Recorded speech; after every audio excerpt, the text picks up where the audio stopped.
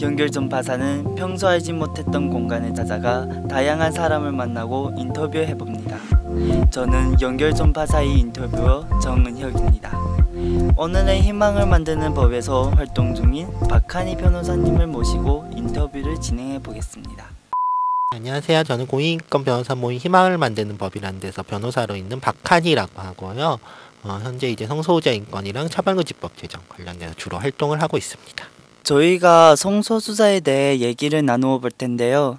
성소수자에 대해 잘 모르시는 분들을 위해 성소수자의 정의를 한 번만 말씀해 주시면 감사하겠습니다. 네, 이게 사실 간단히 얘기할 수 있는 내용은 아니긴 한데요. 딱 그냥 직관적으로 설명을 드리면은 내가 누구를 좋아하는지 그리고 내가 나를 어떤 성별로 생각하는지가 우리 사회의 어떤 대다수를 차지하는 이성애자나 또는 내가 태어난 성별과 같은 성별의 정체성을 가진 사람과는 다른 사람들을 가리키는 것이고요.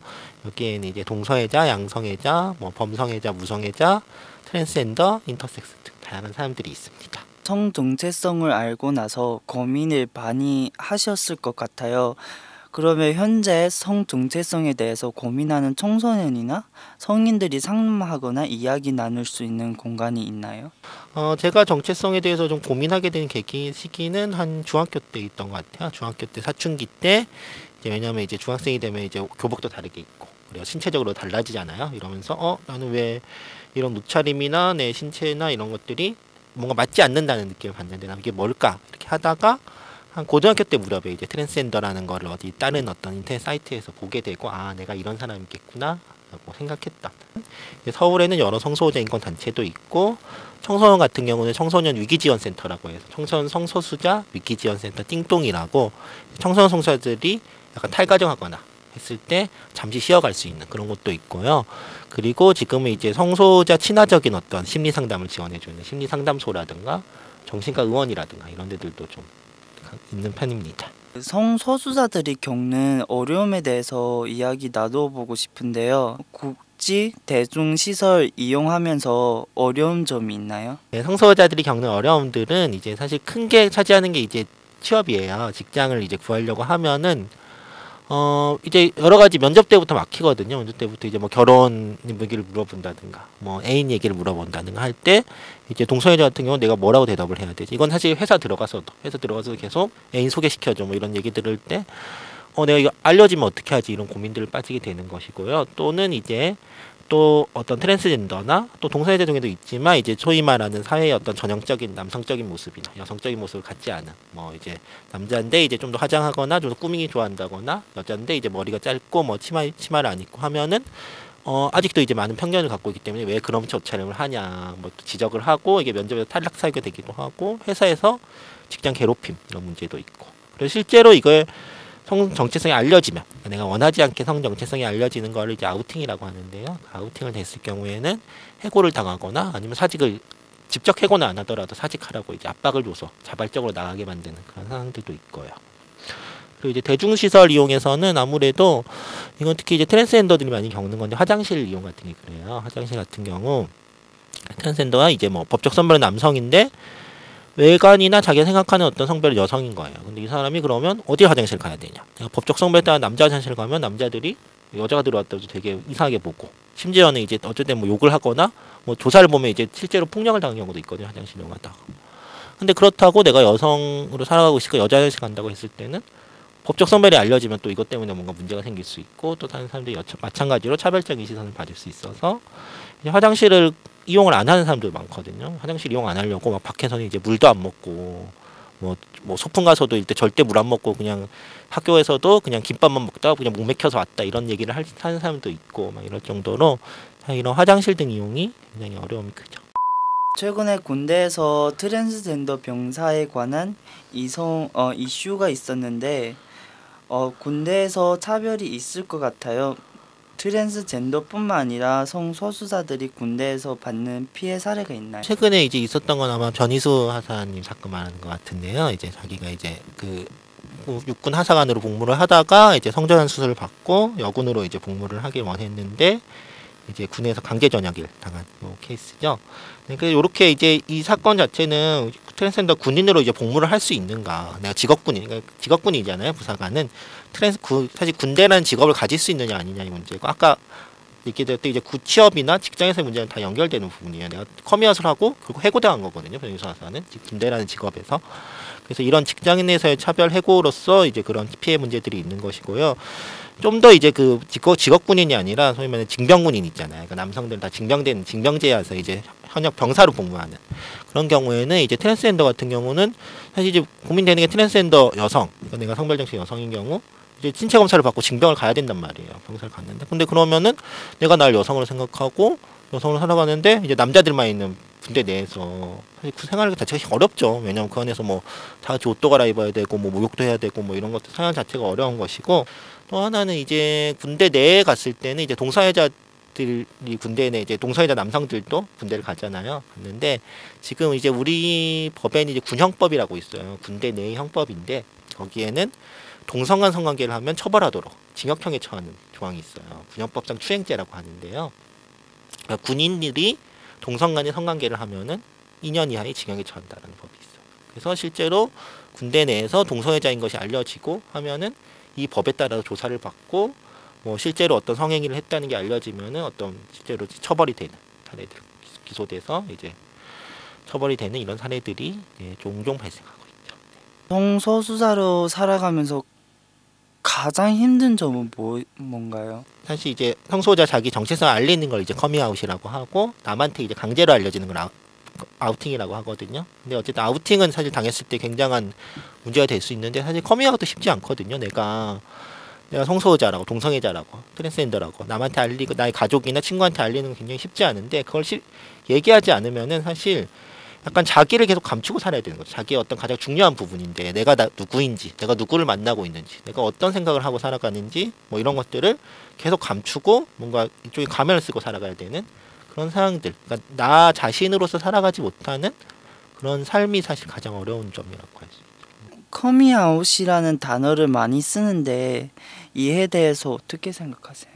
그쵸. 사실 커밍아웃이라는 게 사전적 의미는 이제 벽장물 나오다거든요. 벽장물 열고 나오다는 뜻이에요. 그래서 어떤 시냐면 이제 그 성소수자들이 자기의 어떤 정체성을 알리지 못하고 같이 숨어 있는 상태, 또는 이제 약간 가면을 쓰고 있는 상태를 벽장 안에 있다고 얘기를 하는 것이고, 그 벽장 문을 열고 세상에 내가 여기 성소수자라고 이렇게 알리는 이런 행위고, 사실 굉장히 이제 쉽지 않은 일이죠. 그 뭐 최근에 이제 몇 번 나오겠죠. 홍석천 씨 같은 경우가 이제 한 20년 됐는데 커밍아웃 한 지가 2000년에 이제 홍석천 씨가 자기가 동성애자라고 커밍아웃 했는데, 그 커밍아웃 하자마자 하도 모든 프로에서 다 잘렸거든요. 그때 막 뽀뽀뽀 유치원 이런 거 나오고 있었는데 아이들한테 어떻게 동성애자가 나올 수 있냐 이러면서 거기 다 출연 다 정지되고, 사실상 거의 모든 방송에서 거의 퇴출되고 막 이런 위기까지 있었던 거고, 그런 어떤 역사적인 어떤 맥락이 있는 거죠. 성소수자한테 굉장히 되게 어떻게 보면 본인이 하고 싶은 일이지만 되게 두려움해하는 행위인데, 사실 이거를 그냥 미디어에서 그렇게 그냥 무슨 미나웃, 뭐 어밍아웃 이렇게 하는 거는 사실 그 성소수자들이 그 쓰고 있는 그 의미를 전혀 그냥 살리지 않은 채 그냥 마치 그냥 알리다 이렇게 얘기가 되는 거잖아요. 거기서는 뭐 무슨 의미나 하면은 그냥 뭘 밝혔다, 뭐라고 얘기했다, 뭐 이렇게 말하면 되는 거를 그냥 커밍아웃이라는 단어를 그냥 게으르게 써와서 하는 거고, 이게 언론이 사실 자기가 써야 되는 어떤 용어가 무엇인지, 그 용어 의미가 무엇인지, 자기의 책임이 무엇이고, 이걸 보는 성소수자들, 시청자들이 어떤 생각을 할지 이런 것들에 대해서 생각을 하지 못하고 있는 거라고 생각하고, 사실 어떻게 보면 굉장히 또 무례한 단어 사용이라고 생각합니다.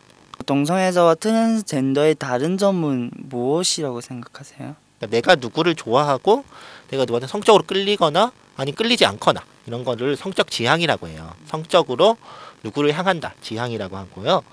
그리고 내가 나를 어떤 성별을 생각하는지, 내가 나를 남성이나 여성이나 또는 그 밖에 뭐 다른 성이라고 생각하는지를 성별 정체성이라고 하거든요. 내가 나를 성별을 어떻게 정치하냐 문제라고 하는데, 동성애자는 이것도 이제 간단히 얘기하면, 이게 또 복잡한 게 있지만 간단히 얘기하면 동성애자는 성적 지향이, 그러니까 누구를 좋아하는지의 문제가 이성이 아니라 동성을 향하는, 얘가 동성을 좋아하는 사람을, 동성의 성적 지향을 가진 사람을 동성애자라고 하고요. 트랜스는 성적 지향의 문제라기보다는 이제 내가 그 어떤 우리가 태어났을 때 주어진 성별이 있잖아요. 주민등록번호에 있는 그 보통 주민등록번호 신분증에 있는 그 성별과 다른 성별 정체성. 그러니까 내가 법적 성별은 남성이지만 여성을 생각하거나 반대거나 아니면은 법적 성별 상관없이 내가 남성도 여성도 아닌 다른 성으로 생각하거나 이렇게 생각하는 사람을 트랜스젠더라고 하는 겁니다. 네. 그래서 두 개는 약간 구분도 되지만 동시에 겹치기도 해요. 그러니까 트랜스젠더이면서 동성애자일 수 있어요. 그러니까 어떤 거냐면 법적 성별은 남성인데 나를 여성으로 생각해요. 그럼 트랜스젠더 여성이죠. 근데 이 사람이 여성을 좋아해요. 그러니까 좋아하는 성적 지향의 상대 여성. 그러면 이 사람은 트랜스젠더 여성 동성애자인 거예요. 이런 식으로. 트랜스젠더 분들은 성전환 수술을 준비할 때 어려운 점이 뭐라고 생각하세요? 네. 일단 트랜스젠더가 모두 성전환 수술을 하지는 않아요. 어쨌든 트랜스젠더 중에 성전환 수술을 원하는 사람도 있고 뭐 하기 필요하지 않는 사람도 있고 또는 하고 싶어도 못하는 사람도 있어요. 왜냐면 건강상의 이유나 뭐 이런 걸로 인해서. 근데 이제 만약에 이제 본인이 원한다고 했을 때 성전환에서 원한다고 했을 때 어려움이라고 하면은 일단 1차적으로는 이제 비용 문제예요. 사실 수술이 굉장히 고비용이거든요. 그러니까 뭐냐면은 한 2천만 원에서 3천만 원 정도 든다고 생각하시면 돼요. 그것보다 더 많이 들 수도 있고요. 2, 3천 정도 비용은 사실 쉽지 않죠. 근데 이 비용이 건강보험이 적용되진 않아요. 그렇기 때문에 그 비용을 다 개인이 내야 돼요. 2천만 원을 다 벌어갖고 해야 하려고 하니까 사실 그 비용을 준비하는 것만도 굉장히 어려운 그런 이유들이 있고요. 또 하나는 이게 아무래도 수술이 이제 꽤 큰 수술이거든요. 어쨌든 전신 마취하고 한 뭐 6시간, 7시간 이렇게 하는 수술이에요. 그러다 보니까 건강상 부담도 크죠. 수술 끝난 뒤에도 약간 합병증의 어떤 우려들이 있고요. 그리고 마지막으로는 한국에서 이걸 제대로 해주는 병원이 별로 없어요. 왜냐하면 이게 의대 교육에서 이걸 안 가르치거든요. 성소수자에 대해서 의대 교육에서 거의 가르치는 게 없어요. 그러다 보니까 의사들 중에 뭐 성소수자의 존재를 아예 모르는 사람도 있고요. 성전환 수술 이런 것들 수술할 수 있는 방법을 아예 배우지도 못한 사람이 있어요. 그러다 보니까 한국에선 거의 수술을 못 하고 태국을 많이 가거든요. 태국이 이제 그런 게 좀 발달이 돼 있어서. 근데 가는 건 좋긴 한데 태국에서 간다는 거는 만약에 갔다가 돌아와서 내가 뭔가 문제가 생기면은 다시 가기 어려워지는 거죠. 그러니까 한국이면은 내가 뭐 합병증이 생겨도 다시 그 병원 찾아가서 다시 뭔가 재수해달라 하고 있는데 태국이면은 한번 왔다 갔다 하는 것도 굉장히 큰 부담이잖아요. 그래서 다시 또 가기 어려운 이런 문제들 여러 가지 상황들이 있죠. 성전환 수술을 한 후에도 한국의 해당 성별로 인정해주지 않는 겪는 어려움이 있나요? 트랜스젠더가 이제 자기가 이제 성별 정체성에 맞게 이제 성별을 바꾸는 거를 이제 우리가 법적 성별 정정이라고 하는데요. 그러니까 내가 트랜스젠더 여성이 여성으로 성별을 바꾸는 거. 지금 이제 그걸 하기 위해서는 이제 대법원, 그러니까 법원이 이제 어떤 기준을 만들어 놨거든요. 그 법원 기준이 이제 기본적으로 성전환 수술을 하라고 되어 있어요. 그래서 수술을 안 한 경우에는 사실 이걸 하기 어려운 부분들이 있고요. 근데 그럼 여기 말씀해 주신 것처럼 수술을 했으면 끝나냐? 그게 아닌 거예요. 수술 이후에도 다른 조건들이 있거든요. 그러니까 법원이 제시하는 조건은 이제 19세 이상일 것, 그러니까 성인일 것, 그리고 성전환 수술 등의 어떤 외부 성기 수술을 했을 것, 그리고 혼인 중이 아닐 것. 왜냐하면 혼인 중에 한 사람이 성별하면 동성혼이 된다는 게 그 이유예요. 그리고 미성년 자녀가 없을 것. 트랜스젠더 중에서도 자녀를 가진 사람이 있거든요. 그 자녀가 근데 미성년이면은 자녀가 충격을 받는다는 이유로 또 안 되고 있어요. 그밖에 뭐 사회적으로 부정적인 영향을 주지 않을 것. 이거 되게 모호하죠. 사회적으로 부정적인 영향을 주지 않을 것이라는 게 어떤 건지 모호한데 실무적으로 어떻게 해석하냐면 빚이 많거나 전가가 있거나 이러면은 성별 정정을 안 해줘. 뭐 소위 말하는 빚 떼먹으려고 성별 정정하는 거 아니야. 이런 이상한 의심을 갖는 거거든요. 그렇기 때문에 여기 말씀해 주셔서 실제로는 수술을 다 했음에도 혼인 중이기 때문에 또는 자녀가 미성년이기 때문에 뭐 빚이 많거나 전가가 있기 때문에 성별 정정을 하지 못하는 그런 케이스도 있죠. 시험으로 축제를 한다는 그 축제를 통해서 여기 성소호자가 있구나. 성소호자가 여러분과 함께 살아가고 있고 이 서울시에서 서울 시민들과 함께 하나의 시민으로서 같이 있구나.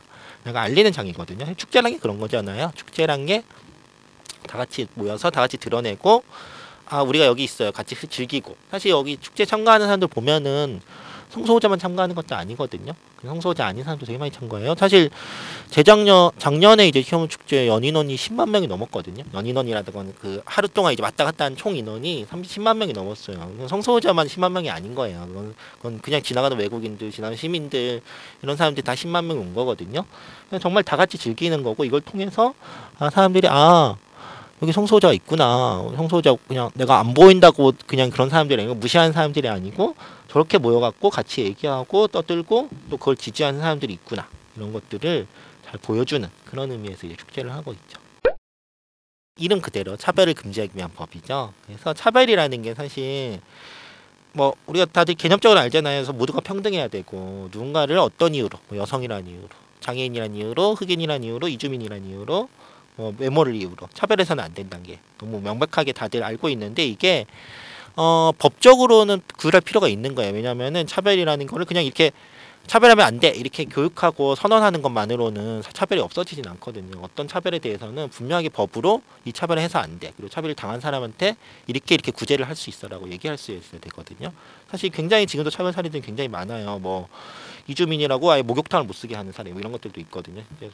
그런 거 사례도 있고 여성이라고 뭐 소위 꾸미 노동을 강요하는 문제들이거나 성소수자라고 아까 해고를 하거나 뭐 시설 이용하지 못하는 이런 차별적인 상황들을 이제 법을 통해서 뭔가 규율을 하고 뭐가 차별이라고 얘기를 하고 국가가 그 차별을 없애기 위해서 뭘 해야 되는 것이지. 그리고 실제로 차별을 받은 사람들은 내가 어디에 뭐 호소를 하면 되는 건 내가 뭐 피해 구제를 어디에 해달라고 하면 되는 건 손해를 어떻게 배상받을 수 이런 것들이 좀 세세하게 규정한 법이 필요한 것이고 차별금지법은 그런 것이라고 보면 돼요. 그래서 기본적으로는 모든 사람들이 뭐 성별, 종교, 장애, 인종, 언어, 뭐 성적 지향, 성별 정체성 등 어떠한 사유로도 차별받아서 안 된다는 걸 분명히 보여주는 그리고 사회가 평등을 위해서 뭘 해야 될지를 알려주는 법이라고 할 수 있죠.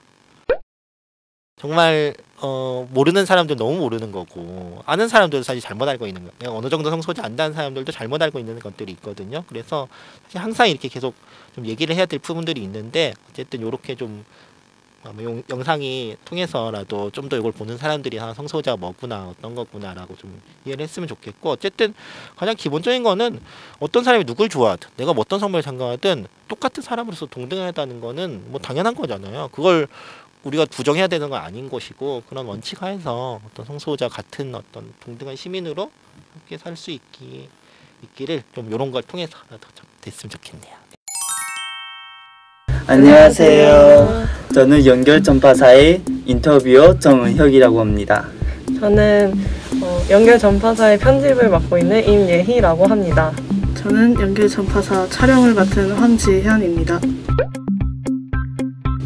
네, 저는 이번 촬영 전부터 수업 들으면서부터 뭔가 제가 관조적인 입장을 태도로 약자들을 바라봤었던 것 같아요. 그래서 이제는 좀 더 행동하는 그런 사람이 되고 싶다는 생각을 했었습니다. 네. 좋네요. 네, 그래서 깨달았어요.